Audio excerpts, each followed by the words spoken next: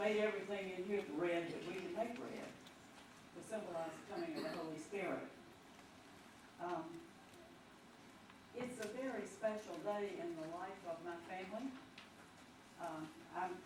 Some of what I'm going to say you've probably heard lots of times. Some of you probably haven't heard it at all. And just know that I'm aware of that, and I'm doing it anyway. On Pentecost Sunday, 1970, my husband Blair understood that he was called to go into the priesthood. That's one Pentecost. On Pentecost Sunday, 1973, 3 years later, he preached his first sermon as an ordained deacon at Holy Trinity, Greensboro. That's virtually unheard of. It was 3 years to the day. We didn't plan that. We didn't plan any of that. When we moved to South Boston, he was called a few years later to the parish there. We realized that his first sermon in that parish would be on Pentecost Sunday. And now I'm leaving on Pentecost Sunday. I didn't really plan this either. It's just that I'm going to the beach next week, and it seems it seems a little tacky to go to take a week off and come back and then stay a week and leave. And it's Pentecost Sunday. So I always expect something to happen, something that I didn't arrange on Pentecost Sunday.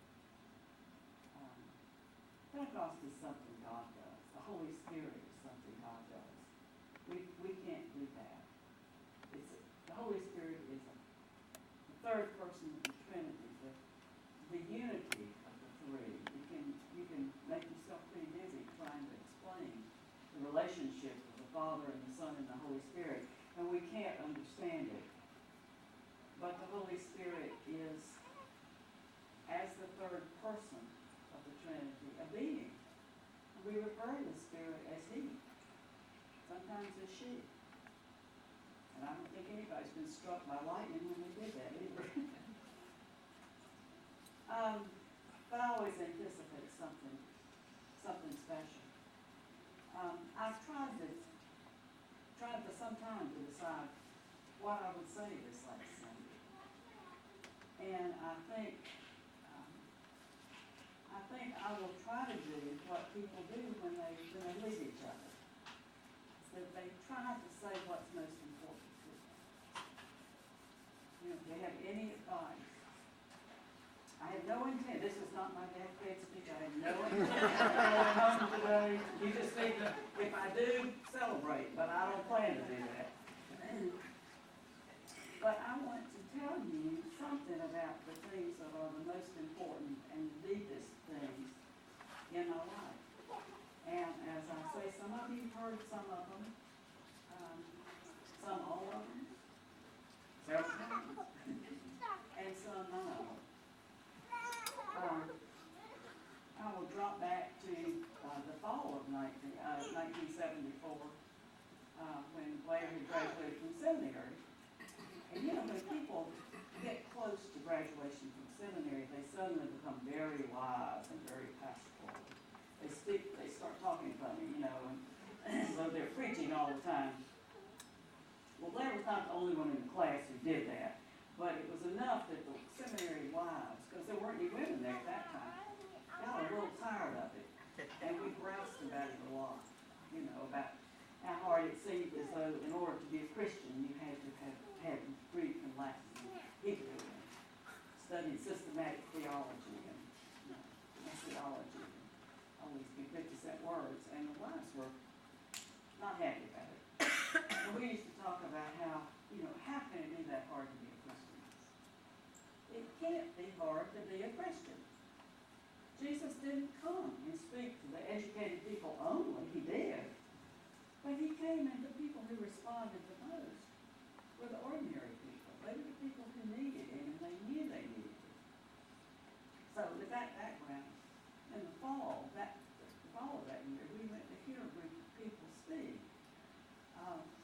in Greensboro, North Carolina. They had come as a request of our bishop, come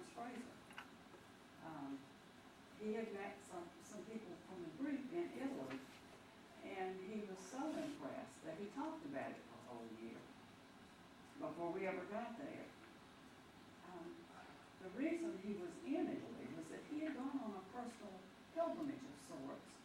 He was bishop at that time in the church. There was a great deal of dissensions, imagine that, about racial issues and some of the ways that the church in New York was spending money. I mean, my goodness, they were opening the church to everybody. It's just we do such stupid things. But anyway, it was very difficult for Bishop Fraser because he stood his ground. He was a tough man. He was a fine, wonderful Christian. And I was terrified of him, you know. I mean, I wouldn't have even, you didn't hug Bishop Fraser.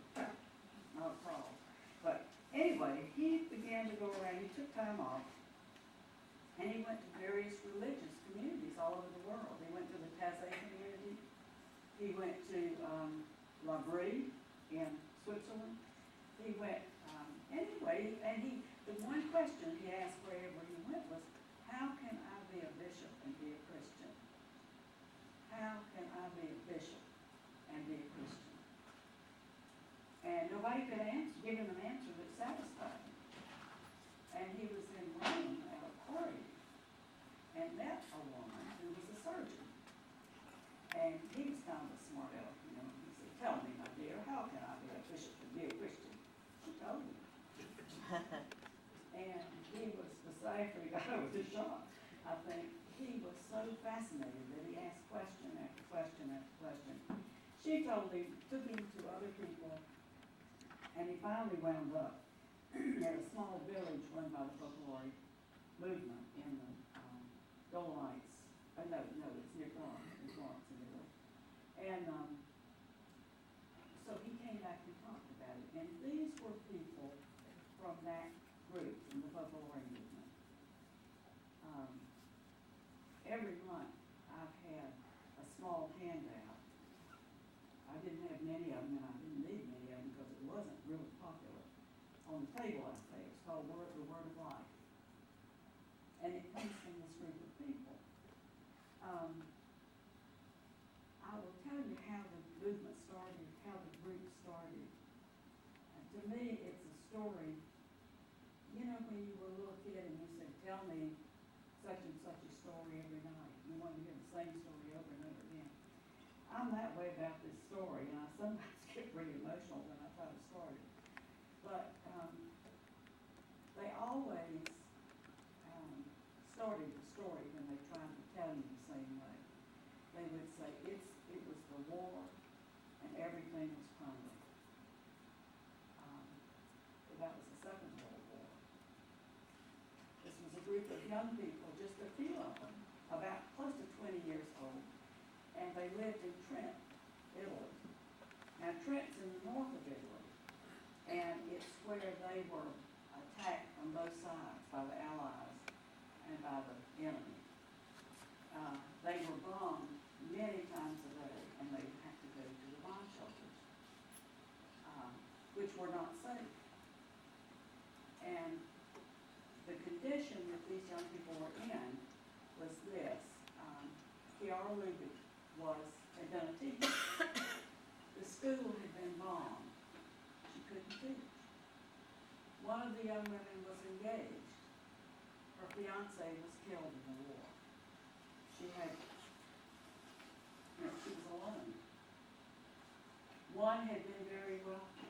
The family had lost everything in the war. And there were some others too. But when they came together in the bomb shelter, they would try to talk about what made any sense in their lives, and nothing did. And they finally decided that if anything was real, God had to be real. And if God was not real, nothing else mattered. That's true. And they began to take their Bibles to the bomb shelters. Now they were, at that time, that was way pre-Vatican II in the Roman Catholic Church, and they had been told not to try to study the Bible